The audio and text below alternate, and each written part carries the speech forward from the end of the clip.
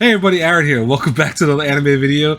Today, we're going to do another Let's Talk series, which I'm trying to do more of these videos every so often, only because I kind of actually enjoy them. And from the last one, you guys seem to enjoy it too, at least a few of you did. And today, we're talking about one of my most favorite franchises of all time, the Dot Hack series. Now, before I really talk about Dot Hack, I'm going to take these off because, yeah, these are really cool, don't get me wrong. I love these things with like all my heart, I really do.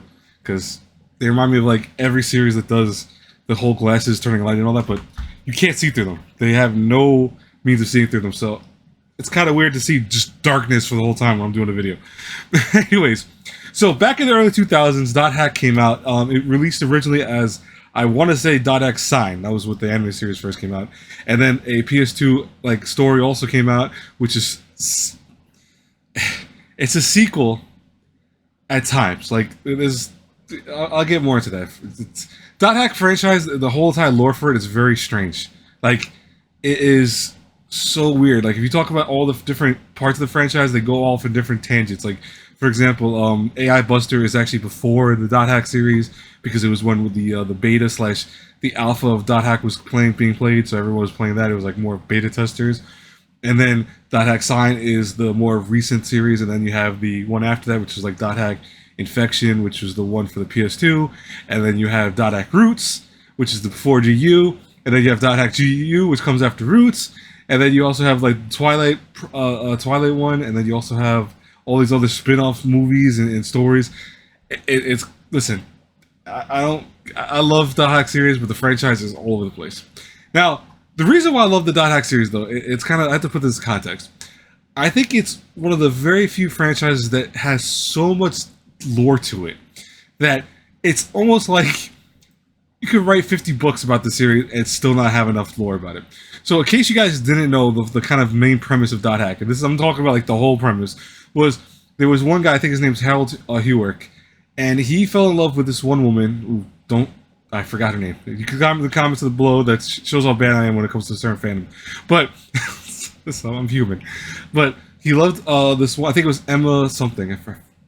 Trying to remember her name. It was Emma something. And if I remember later on during the video, it's fine. Technically, I redeemed myself in this part. But anyways, so Harold fell in love with Emma, and the thing was that it was not a reciprocal love. Like, this is not a love story where, oh, she fell in love with him and they got together because they were both, writers and both. No.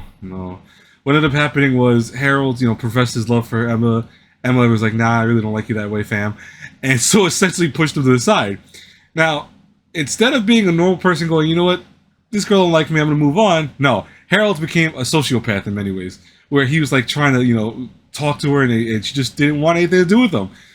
Eventually, it got so bad to the point that at one point she ends up dying because she gets killed in a tragic accident, and he loses his mind because he thinks, oh, we were in love and the world took away my love from it. No, dude, she wasn't in love with you, so the world took away a woman from you, but it wasn't your woman technically. So he ends up making the world, essentially, or he makes Aura, he makes us all this other stuff where the world becomes this kind of playground, essentially, for him to have the Key of the Twilight, which is a story that he wrote basically for Emma, and he interwove her legacy and her whole character image, and he made Aura to be their child of sorts inside this virtual setting. It's weird. It's very, very weird. But it's very interesting because it's a very dark and twisted story when you have it already based off of that.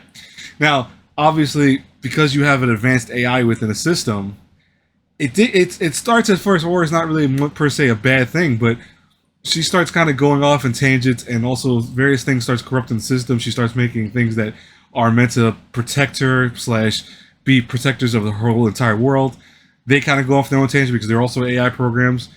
It gets to the point where the AI becomes more of a deadly thing, and then also add to the fact that a whole incident occurs, I think it was called Pluto's Kiss, where it causes like half the world to go into this weird issue with technology and get like many people are harmed by it, and all this other stuff happens. It's I'll tell you right now, it's like you could write like 50 books on Dot Hack, and I guarantee you still wouldn't be even close to getting the whole story out of it. That's how crazy the story is.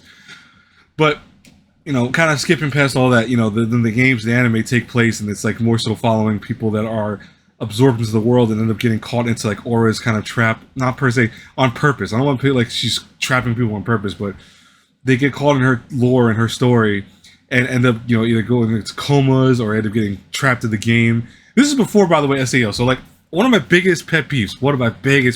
I kid you not, and it's not even just a geek slash nerd thing. It's just it annoys the crap out of me. Is when people will say SAO came before .hack, and I'm like, you do not use Google clearly, because Google will tell you that .hack came out in the early 2000s. I think it came out like 2002 was when Sign came out, and that was like before everything else. And SAO came out like a decade later, so there's a big time lapse between them. Like big time gap between them. So .hack came way before SAO. It was the first kind of thing where they're playing a game, but also kind of trapped in the game / also not trapped in the game. It's weird because one of the things I love and I also hate about the series, because it is something I talk about a lot, is I always used to hate the fact that when these people play this game, they act like they're really in the game. And I used to play MMOs, okay? Way back when I was a big junkie of like Guild Wars, MapleStory.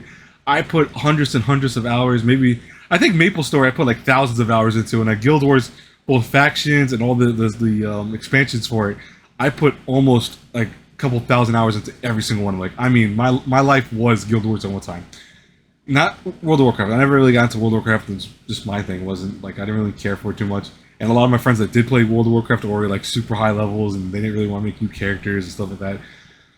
I get it, but when I used to play those games, don't get me wrong, I used to get very absorbed into them. I had my guilds, we had our own fun times, we used to hang out, we used to really talk like we were talking in a real space. We had this kind of almost like you get absorbed into this game, you feel like you really are these characters. I get that. I really do. .hack takes it in almost a goofy sense where like these characters like attack and they go, oh my god, I got hit, you don't actually feel the pain. Like some of the characters actually do end up feeling the pain, because there's a point in .hack, one of the stories, where every time they get hit, they feel it because they're actually trapped within the game in terms of their bodies are physically being projected into the game with their characters being the overlay. That's that's the PS2 games. Like, I think it was not Mutation Effect. It was either Mutation or the one that came after Mutation. I should know this, by the way. I have, if you in the back, I don't know if you can see it, but I have all .hack games. That big .hack. I have every .hack GU. I have also the .hack last encounter one that came out. That was like the remake of it. I have the one that came out for the PS3 that was only released in Japan, which was a fighting game. And it had a movie attached to it, which I watched, and I had oh my god, the subtitle thing with that was a pain in the ass, because I actually had to use my phone to like search subtitles every time I was watching. It was never again will I watch a movie like that. I'll tell you that right now. But it was interesting, because back then when they did that whole thing, it was like they really got into the characters. I get it, because again, that's how MMO players are playing games like that. But it sometimes was a little goofy. It was a little kind of on the nose. But here's where I had my biggest problem with .hack at one time also, was .hack, I think, spread itself so thin. Like, it was going into all these side stories and all these extra things, and some of the spin-offs are not part of the canon for the story. Some of them are. Some of them are kind of like pseudo-canon, because they're like real characters, and they do interact with the real characters of the story, but at the same time, they're not. Like, .hack Link, I believe, is technically canon, because it comes after all this stuff, but at the same time, it's not 100% canon, because there's certain things about it that don't make any sense whatsoever. And you have like .hack Twilight of the Bracelet, which is my least favorite, which that one is not canon at all, I don't think, because it takes place in a kind of after the world, but at the same time it's another version of the world. It's weird. It's very strange. Like the only main ones that take place are like GU, Roots, Sign, the Infection series. I want to say AI Buster takes place technically in there. Alicore, which was the light novels, like some of the light novels that came out for it. What's it called? Black Rose's Story. There's a lot of, like, oh my god, so many freaking light novels. I've read almost all of them. I think the only ones I did not read for .hack was Alicore, because Alicore is very boring, and I don't think it was even continued. I think it like stopped after like volume 2 or something like that. But I still loved it, because it's interesting. But anyways, I digress from all that, because that's a lot of just sounds like nerdom and geekdom with that. So what I think the .hack series did so well was that it revolutionized the concept of this you're watching people play a game while being trapped inside a game, quote unquote, and it did it not as good as SAO. Like I know I know people are gonna argue like, wait, don't you like dot hack more than SEO? Yes, I do personally, but I will always admit that SEO did certain things with it that did a little better because it expanded on the concept of being trapped in a game. It expanded on the kind of life or death concepts. It expanded on other various things about it, and it gave it a little bit more of a kind of edge here and there. But what I always think dot hack does better than SEO is I feel that the lore and the stories are more interesting because these are people that are playing this game, and just like real people get absorbed into a game and get absorbed into the lore and get absorbed into the kind of lineage that is that game. Some of these characters were like that too. Like Balrog, which was one of the characters that was I forget exactly his title of the Holy Sword or something like Trinity, something like that.